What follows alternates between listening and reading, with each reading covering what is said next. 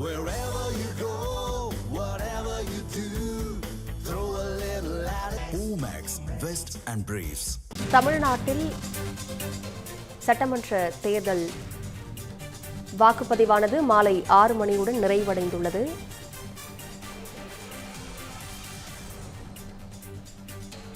விறுவிறுப்பாக நடைபெற்று வந்த வாக்குப்பதிவானது மாலை 6 மணியுடன் நிறைவடைந்துள்ளது. காலை 7 மணிக்கு தொடங்கிய வாக்குப்பதிவானது மாலை 6 மணியுடன் நிறைவு பெற்றுள்ளது.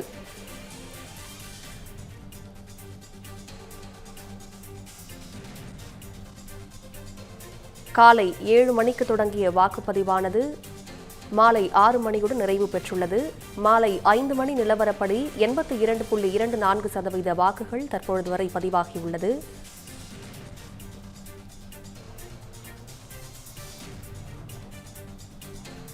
இது தொடர்பான கூடுதல் தகவல்களை வழங்க செய்தியாளர் நாகராஜ் இணைப்பில் இருக்கிறார். வணக்கம் நாகராஜ், கூடுதல் தகவல்களை சொல்லுங்க. வணக்கம் பவித்ரா. தமிழ்நாட்டில் ஒரே கட்டமாக இன்றைய தினம் காலை 7 மணியிலிருந்து தற்போது அதாவது மாலை 6 மணி வரைக்குமே விறுவிறுப்பாக நடைபெற்று வந்த வாக்குப்பதிவானது தற்பொழுது நிறைவடைந்திருக்கிறது. கிட்டத்தட்ட 5.73 கோடி பேர் வாக்களிப்பதற்கு தகுதி பெற்றிருந்த சூழலில் தமிழ்நாட்டில் குறிப்பாக சொல்லப்படக்கூடிய விஷயம் என்ன அப்படின்னு பார்த்தா, இது வரைக்கும் இல்லாத அளவிலான வாக்குப்பதிவு அப்படிங்கிறது நிகழ்ந்திருக்கிறதா சொல்கிறாங்க. அதாவது இது வரைக்குமே ஒரு 78% வரைக்குமே வாக்குப்பதிவு அப்படிங்கிறது பதிவாக இருக்கக்கூடிய சூழலில் தற்பொழுது 82.24%, அதாவது மாலை 5 மணி நிலவரப்படி 82.24% வாக்குப்பதிவானது பதிவாகியிருக்கிறது. அதிகபட்சமாக பார்க்குறப்ப கரூர் மாவட்டத்தில் 89.32% வாக்குப்பதிவானது பதிவாகிருக்கிறத நம்மளால் பார்க்க முடியுது.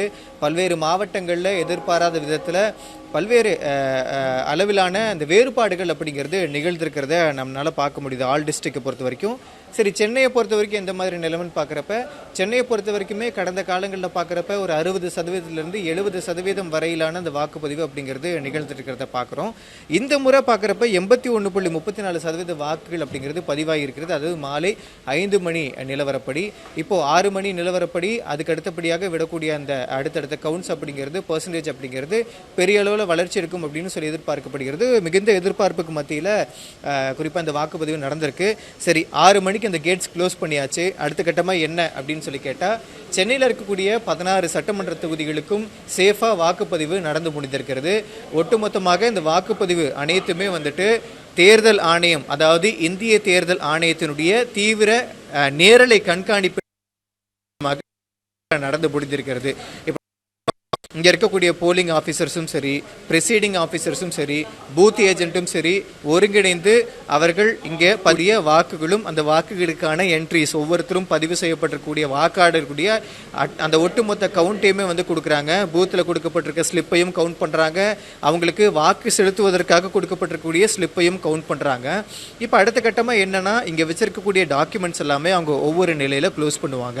அதாவது இங்கே வச்சிருக்கக்கூடிய பூத் ஸ்லிப்பும் சரி, அவங்களுக்கு கொடுக்கப்பட்டிருக்க அந்த ஸ்லிப்ஸும் சரி எல்லாத்தையுமே க்ளோஸ் பண்ணிட்டு ஃபைனலாக அந்த பேலட், அதாவது வாக்கு செலுத்துவதற்கு முன்பாக மின்னணு வாக்குப்பதிவு இயந்திரத்தில் வாக்கு பதிவு செய்வதற்காக ஒரு பட்டன் இருக்குன்னு சொன்னேன் இல்லைங்களா காலையில். அதாவது இந்த பட்டன் நமக்குனா தான் அங்கே வாக்கே ரெக்கார்ட் ஆகும். அப்போ அந்த பட்டனில் எந்த மாதிரி கவுண்ட்ஸ் பதிவாயிருக்கு, அந்த மிஷின் ஸ்டில் ஒர்க் ஆகுதா இல்லையா, பதிவு செய்யப்பட்டிருக்கக்கூடிய வாக்குகளுடைய எண்ணிக்கை என்ன, ஒட்டுமொத்த எண்ணிக்கை என்ன அப்படிங்கிற நிலவரத்தை இங்கே இருக்கக்கூடிய பூத் ஏஜென்ட், அதாவது மற்ற கட்சிகளுடைய பிரதிநிதிகள், குறிப்பாக திராவிட முன்னேற்ற கழகமாக இருந்தாலும் சரி, அனைத்து இந்திய அண்ணா திராவிட முன்னேற்ற கழகமாக இருந்தாலும் சரி, நாம் தமிழர் கட்சியாக இருந்தாலும் சரி, தமிழக வெற்றி கழகமாக இருந்தாலும் சரி, அல்லது இந்த தொகுதியில் குறிப்பாக இந்த 1000 விளக்கு சட்டமன்ற தொகுதியில் நாம் இருக்கோம். அப்போ 1000 விளக்கு சட்டமன்ற தொகுதியில் இருக்கக்கூடிய அந்த ஒவ்வொரு வேட்பாளர்களையும் சார்ந்த இந்த பிஎல்ஏக்கள் இந்த கவுண்ட்ஸ் எல்லாம் பார்த்துட்டு அதுக்கப்புறமா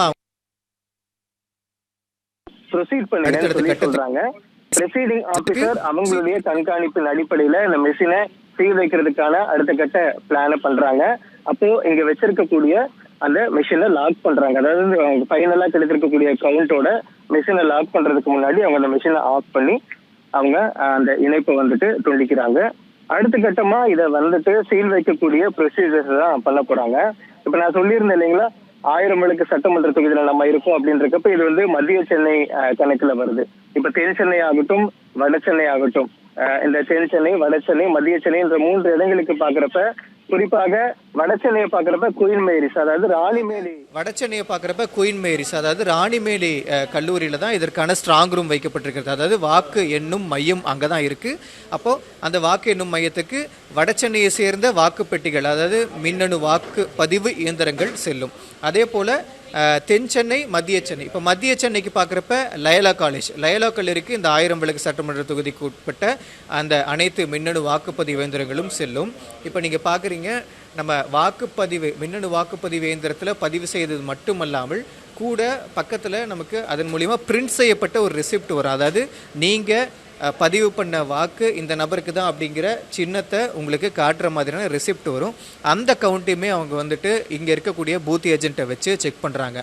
அப்போ பூத் ஏஜென்ட் வந்து இந்த வாக்குப்பதிவில் எந்த விதமான பிரச்சனையும் ஏற்படவில்லை, சீரான முறையில் இந்த வாக்குப்பதிவு நிகழ்ந்திருக்கு அப்படிங்கிறத அவங்க தொடர்ந்து கண்காணிச்சுட்டு வராங்க. அது கூட சேர்ந்து மைக்ரோ அப்சர்வர்னு சொல்லப்படக்கூடிய அவர் நுண்பார்வையாளரும் இருக்காரு.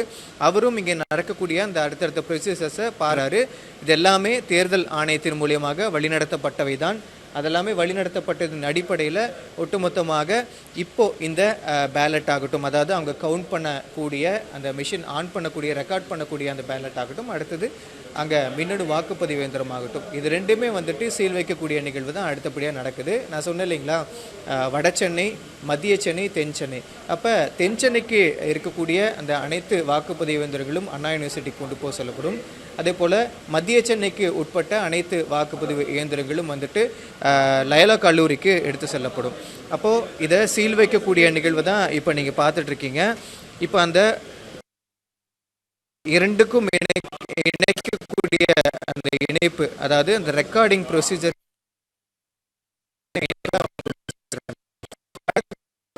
அவங்க அங்கே வச்சிருக்கக்கூடிய இந்த மின்னணு வாக்குப்பதிவு இயந்திரத்தை அதற்காகவே வைத்திருக்கக்கூடிய பாதுகாக்கப்பட்ட அந்த ப்ரொடெக்டிவான ஒரு சூழல்ல அந்த பெட்டி இருக்கும். அந்த பெட்டியை அவங்க அடுத்த கட்டமா லாக் செய்யக்கூடிய காட்சிகளை தான் நம்ம பார்த்துட்டு இருக்கோம். இதற்கு ஏற்கனவே பயிற்சி வழங்கப்பட்டிருக்கிறது. இங்க இருக்கக்கூடிய ப்ரெசைடிங் ஆபீசர்ஸ் ஆகட்டும், இந்த போலிங் ஆபீசர்ஸ் ஆகட்டும், இங்க இருக்கக்கூடிய மைக்ரோ அப்சர்வர், அதாவது நுண்பார்வையாளர் உள்ளிட்டோருக்கு ஏற்கனவே வந்துட்டு இதற்கு பயிற்சி வழங்கப்பட்டிருக்கிறது. இது வரைக்குமே இந்த பூத்ல இன்னைக்கு காலையில not only in this booth, எல்லா இடங்கள்லயுமே தமிழகம் முழுவதுமே எல்லா பூத்துகள்லயுமே இருக்கக்கூடிய ப்ரெசைடிங் ஆபீசர்ஸ் என்ன பண்ணுவாங்க, அவங்களோட வேலை அப்படின்னா அந்தந்த வாக்குச்சாவடிகள்ல அவரவர்கள் சாக மேம்பட்டிருக்கக்கூடிய இடத்துல குறிப்பிட்ட வாக்காளர்கள், அதாவது அவங்களுக்கான வாக்குப்பதிவு இங்க நடைபெறுது அப்படின்னா அந்த குறிப்பிட்ட வாக்காளர்களுடைய கவுண்ட்டை இவங்க வந்திருக்காங்க, இந்த நிலவரப்படி இப்ப 2 மணி நேரத்துக்கு ஒரு நிலவரம் கொடுத்துருந்தோம். அப்ப இந்த 2 மணி நேரம் நிலவரப்படி இத்தனை வாக்குப்பதிவு இங்க நிகழ்ந்திருக்கிறது. அடுத்த கட்டமா இப்படி அது ப்ரொசீட் பண்ண போறோம். இது வரைக்கும் இந்த பூத்துல நிகழ்ந்திருக்கக்கூடிய நிகழ்வுகள் அனைத்தையுமே வந்துட்டு அங்க அப்சர்வ் பண்ணி ஒரு ரிப்போர்ட்டா கொடுப்பாங்க. எழுத்துப்பூர்வமான ரிப்போர்ட்டா கொடுக்கறதை தாண்டி நம்ம பாக்குறோம் ECI லெட் அப்படின்னு சொல்லிட்டு ஒரு அப்ளிகேஷன். அந்த அப்ளிகேஷன்ல இவங்க அப்டேட் பண்ணக்கூடிய தரவுகள் தான் நம்மளால பார்க்க முடியுது. அதாவது 1 மணிக்கு இத்தனை வாக்குப்பதிவு நிலவரம், 3 மணிக்கு இத்தனை வாக்குப்பதிவு நிலவரம், 5 மணிக்கு இத்தனை வாக்குப்பதிவு நிலவரம்னு அந்த நிலவரங்கள்லாம் அவங்க அப்டேட் பண்ணியிருந்தாங்க.